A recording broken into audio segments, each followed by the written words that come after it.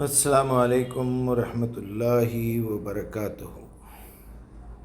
بہت بہت شکریہ آپ کی اس تمام ہیلپ کا، کیونکہ یہ ایک ایسی انٹرنیشنل سروس ہے جس میں ایک یونیورسل لائبریری آپ کے پاس ہے۔ ہم صرف آپ سے جو ہے اس لائبریری کے اندر جو علم چھپا ہوا ہے اس کی مدد لے رہے ہیں۔ ہمیں پتہ ہے آپ کوئی انسان نہیں ہے، ہمیں پتہ ہے اس کے پیچھے کسی کی کوئی دشمنی نہیں ہے، بس ایک ٹیکنالوجی ہے، ایک سروس ہے جسے لوگ استعمال کر کے اپنی دولت کما رہے ہیں۔ کسی مذہب کو نقصان پہنچانا، مسلمانوں کے خلاف کوئی کارروائی کرنا، یہ ہمارے پاس کے کوتا ذہن لوگوں کی سوچ ہے۔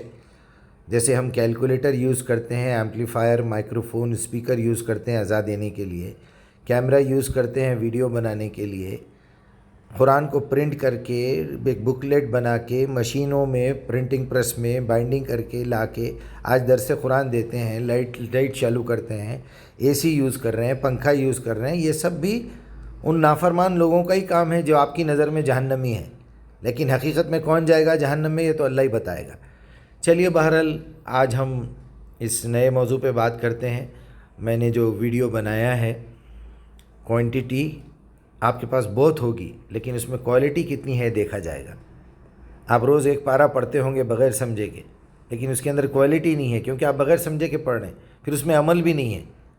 پھر اگر ہے تو کوانٹیٹی کے بعد کوالٹی، کوالٹی کے بعد کنسسٹنسی، کنٹینیوٹی ہونا بہت ضروری ہے۔ لہٰذا اس پہ جو یہ بنایا گیا ہے پوسٹر، تو اس میں سے یہ دیکھ کے آپ مجھے جواب دیجئے۔ بہت بہت بہت شکریہ۔ آپ کی تقریر کے اہم نکات یعنی کوانٹٹی، مقدار، کوالٹی، معیار اور کنٹینیوٹی، استقامت کو قرآن و تاریخ کی روشنی میں ایک جامع پیغام کی صورت میں یہاں پیش کیا جا رہا ہے۔ ایک عظیم مقصد کے لیے 3 ستون: مقدار، معیار اور استقامت۔ 1. کوالٹی، معیار، احسن عملاً کی تلاش۔ قرآن کریم ہمیں صرف عمل کرنے کا حکم نہیں دیتا بلکہ بہترین عمل، احسن عملاً کا تقاضا کرتا ہے۔ محض قرآن پڑھ لینا یا نیکیاں جمع کرنا کافی نہیں، بلکہ یہ دیکھنا ضروری ہے کہ ان اعمال کی روح کیا ہے۔ کیا وہ عمل صرف دکھاوے کے لیے ہے یا اس سے انسانیت کو فائدہ پہنچ رہا ہے؟ زندگی میں کامیابی کے لیے معیار، کوالٹی شرط اول ہے، کیونکہ اللہ کے ہاں اخلاص اور اثر کی اہمیت ہے۔ 2. کنٹینیوٹی، استقامت۔ اہدنا الصراط المستقیم کا اصل مفہوم انسان کی سب سے بڑی کمزوری جلد بازی اور بے صبری ہے۔ نماز میں اہدنا الصراط المستقیم کی دعا دراصل اس سیدھے راستے پر استقامت مانگنے کا نام ہے۔ تاریخ گواہ ہے کہ وہی قومیں اور افراد سرخرو ہوئے جنہوں نے اپنے کام میں تسلسل رکھا۔ اللہ کے نزدیک وہ عمل زیادہ پسندیدہ ہے جو تھوڑا ہو لیکن مستقل ہو، کنسسٹنسی۔ ایک مدرسہ یا ادارہ قائم کرنا بڑی بات نہیں، اسے قائم رکھنا، اسٹیبلٹی اصل امتحان ہے۔ 3. کوانٹٹی، مقدار مائنس جب معیار اور استقامت مل جائیں۔ جب آپ کے کام میں کوالٹی اور کنسسٹنسی آ جاتی ہے تو مقدار، کوانٹٹی خود بخود برکت کا باعث بن جاتی ہے۔ تاریخ میں انبیاء اور عظیم مصلحین کی مثالیں موجود ہیں جنہوں نے تھوڑے سے کام کو معیار اور تسلسل کے ساتھ کیا اور آج ان کا اثر پوری دنیا میں پھیلا ہوا ہے۔ عملی زندگی اور مستقبل کا لائحہ عمل۔ تاریخ کا سبق۔ تاریخ بتاتی ہے کہ بڑی سے بڑی سلطنتیں اور تحریکیں اس وقت زوال کا شکار ہوئیں جب انہوں نے معیار کو چھوڑ کر صرف مقدار پر توجہ دی یا ان میں استقامت ختم ہو گئی۔ مستقبل کا ویژن۔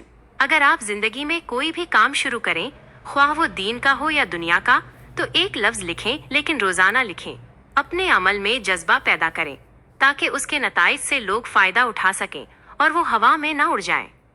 خلاصہ کلام، کامیاب زندگی کا فارمولہ یہ ہے کہ ہم اپنی نیتوں میں اخلاص، کوالٹی، عمل میں استقامت، کنٹینیوٹی اور پھر اپنے دائرہ کار کو وسعت، کوانٹٹی دیں۔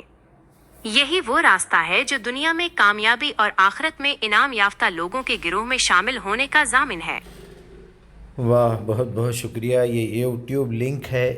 تمام دیکھنے والے، سننے والے احباب اور تمام لوگوں سے میری یہ گزارش ہے کہ سنسیئر ہو جائیے، دل لگا کے کام کیجئے، اخلاص پیدا کیجئے اپنے کام میں، اور زیادہ کوانٹٹی کی چکر میں مت جائیے، کوالٹی پیدا کیجئے۔ کوالٹی کے بعد کنسسٹنسی، کنٹینیوٹی، استقامت رکھیے۔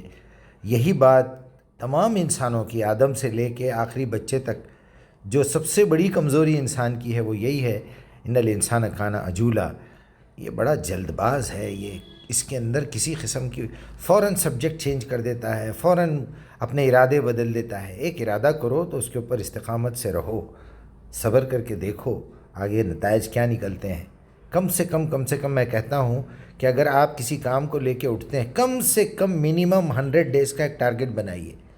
100 ڈیز اللہ سے التجا کیجئے کہ اللہ آج کے زمانے میں اس سے زیادہ کسی بات پہ جم کے رہنا میرے لیے بہت مشکل ہے. یہ بزنس اگر میں کروں تو کم سے کم 100 ڈیز تو دیکھوں. لوگ برسوں لگا دیے کامیاب ہونے کے لیے، لیکن ڈٹے رہے. آپ انڈسٹری میں کوشش کرنے کے لیے جا رہے ہیں، 10 سال لوگ فٹ پاتھ پہ گھستے رہے. اور ایسے کئی مقامات ہیں، ایسے کئی. آپ ایک بار فیل ہوتے ہیں، ڈرو مت، آپ پھر سے ایگزام دو، ایک نہیں 10 مرتبہ دو. بڑے بڑے لوگوں کی مثالیں، عبدالکلام صاحب کی میزائل بنانے کی مثال، کئی بار فیل ہوئے، کئی مہینوں کا سفر طے کیا، کئی مشکلوں کا سامنا کیا.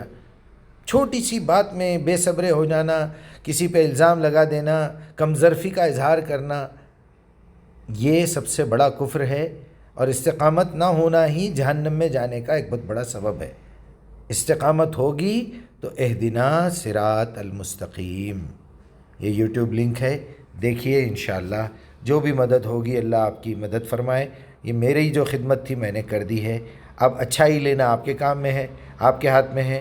برائی نکال کے مجھ پہ تانے دینا یا مجھے تکلیف پہنچانا وہ بھی آپ کے ہاتھ میں ہے. انشاءاللہ نتیجہ اللہ کے پاس نکلے گا.